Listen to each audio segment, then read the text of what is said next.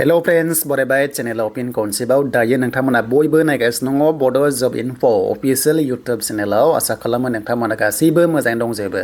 दा PMAY-G सरकारि न'नि लिस्टखौहाय जोङो बबेयाव मोनगोन बेनो जाबाय गोदानै सार्भे जानाय BTC आव आरो लोगोसे आसाम स्टेटआव जब कार्ड माबोरै एक्टिभ खालामनांगौ आरो लोगोसे आधार सिडिंआ माखौ होनो बेनि सायाव आं नोंथांमोननो फोरमायगासिनो दङ।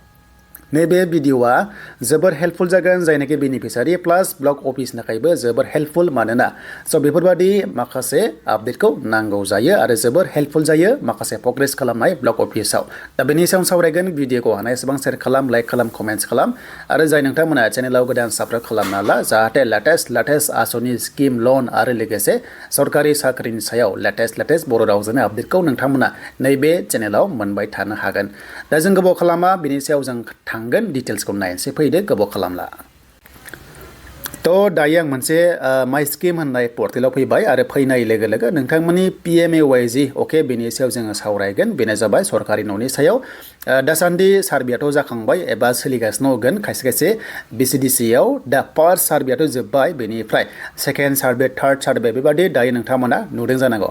दा गंसे BCDC आव फार्स्ट सार्भे जानाय हमना ला 500निफ्राय हमना ला 800 गाहाम मोनसे सार्भे जादोंमोन अके देन बेनि गेजेराव दायो मा खालामदों बेनिफ्रायनो 10% बा 20% BCDC अफिसा खनसे रिचेक खालामनाय जाबावदों जायखौ ब्लक अफिसनिफ्राय फिल्डआव मानसि दैथायहरनाय जादों आरो बिथांमोनखौ बुंदों अफिसियेलि बेनो जाबाय चेकार अके।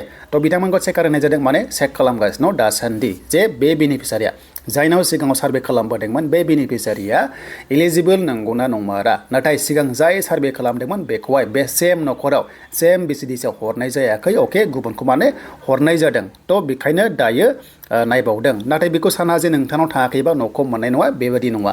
जुदि थांदोंबाबो नोंथाङा जुदि एलिजिबल नङाबा नोंथांमोना रिजेक्ट जागोन एबारे। दानिया जों बेखौ मोनथिबाय।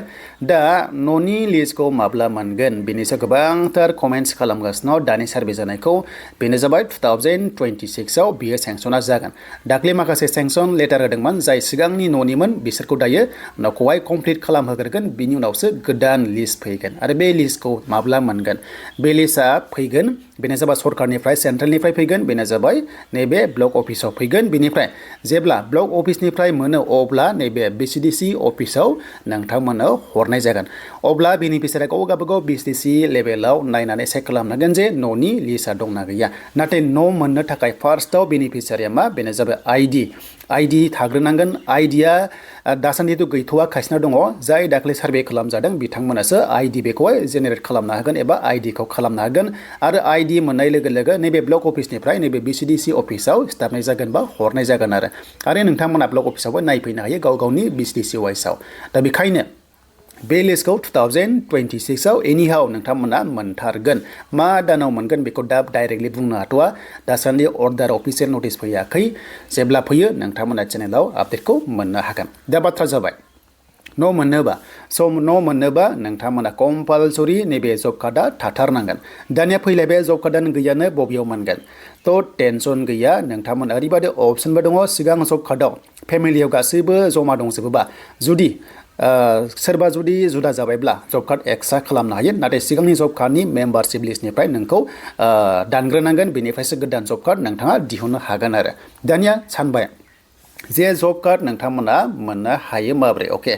बेखौ बबेयाव खालामो बेनो जाबाय ब्लक अफिसाव खालामो। सोर खालामो बेनो जाबाय ब्लकनि स्टाफा, जेरै हमना ला CA थाबाय माने कम्पिउटार एसिस्टेन्ट थाबाय, जेरेस थाबाय, बाट नोंथांमोना सबसे बेनो बेस्ट अपसन कम्पिउटार एसिस्टेन्ट आरो लोगोसे GPC फोरजोंहाय डिसकास खालामनानै नोंथांमोना जब कार्ड दिहुननो हायो।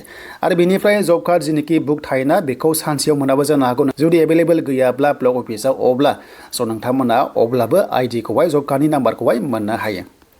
दानिया जब कार्डखौ नोंथांमोना खालामनोबा एप्लाइ खालामबा मा डकुमेन्ट्स नांगोन बेनो जाबाय फार्स्टआव नोंथांमोना जब कार्ड नांगौब्ला नोंनि आधार कार्डखौ नांगोन, बेनिफ्राय भटार कार्ड नांगोन, बेनिफ्राय बेंक पासबुक एकाउन्टखौ नांगोन आरो फट' नांगोन। बे मोनब्रैखौ नांथारगोन, होमबानो नोंथांमोना जब कार्डखौ मोननो हायो। आरो जब कार्ड थाबासो नोंनि PMAY-G नङा नोंथांमोना बे KST खौ मोनगोन, माने नोंनि एकाउन्टआव सोगोन नालाय। बेखायनो बे MGNरेगानि जेनोखि खामानि जायो बे MGNरेगानि खामानि गासैबो नैबे जब कार्डआव सोनाय जायो रांखौ अके।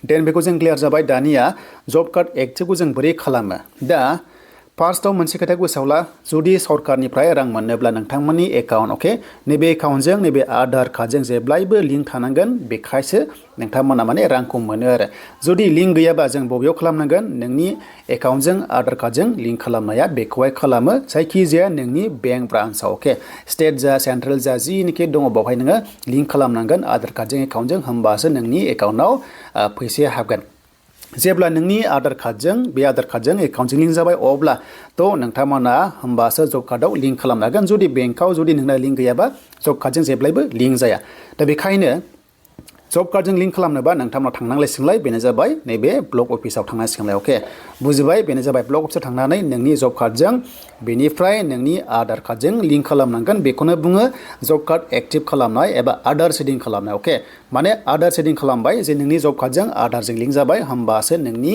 किस्तिया फैबाय थानाय टाइमाव जेब्ला नों न'खौ मोनो अब्ला नोंनि एकाउन्टआव राङा हाबगोन बेनो जाबाय नोंथांमोननि किस्ति दानिया गोबां सोंलायगोन जे जब कार्ड एक्टिभ खालामनाया बबेयाव खालामो बेनो जाबाय ब्लक अफिसाव खालामो अके स' ब्लक अफिसाव थांनानै गावबागाव मोनसे BCDC थायो नालाय बे BCDCआव माखासे वर्कार थायो जेरैहाय आं बुंनाय बादि GPC थाबाय जेरेस थाबाय कम्पिउटार एसिस्टेन्ट थाबाय बिथांमोनजों सावरायनानै नोंथांमोना बेखौहाय एक्टिभ खालामनांगौ आरो माब्लाबा गोजौ लेभेलनिफ्राय अर्डार फैयो जे BCDC अके BCDC वाइसआवहाय माने खालामो मानोना मोनसे केम्प खालामनानै आधार सेडिं मोनसे केम्प खालामनानै बावनो जमा बेनिफिसियारिखौ लाबोनानै खालामनाय जायो आरो बेबादि खालामाबा नोंथांमोना ब्लक अफिसाव थांनानैबो खालामनो हायो टेनसन गैया आरो बिनि लास्ट डेट थाया एक्चुअलि लास्ट डेट थाया बे जेब्लायबो जाबाय थायो जेब्लायबो नोंथांमोना बेखौ लिंकखौ खालामनानै लानो हायो नाथाय खायसेया जुदि एक्टिभ दंखायोबा खालामलायनाङा जुदि एक्टिभ गैयाबासो बेखौ खालामनांगौ आरो अके दा बेखौ जों मोनथिबाय दाना बिनि नोंथांमोना न' मोननाय लिस्ट थ' जेब्ला न'आ सिलेक्सन जागोन अब्ला नोंथांमोना BCDC वाइसआव आइडिखौ हरनाय जागोन आरो BCDCनिफ्राय मोनसे प्रायरिटि लिस्ट खालामो जाय बेनिफिसियारि माने एकदम न'आनो अबस्था गैला बिथांमोनखौहाय फार्स्ट लिस्टआव होनाय जायो अके थ' बेयो लासै लासै जाबाय थागोन समजों लोगोसे बिनि सायाव नोंथांमोना भिडिअखौ मोनबाय थानो हागोन दा दिनैनि कन्टेन्टआ बेनोमोनखि जब कार्ड एक्टिभ खालामनो बेनो जे लिंक खालामनांगोन आपडेट खालामनांगोन होमबासो नेक्स्ट लेभेलाव नोंथाङा किस्तिखौ मोनगोन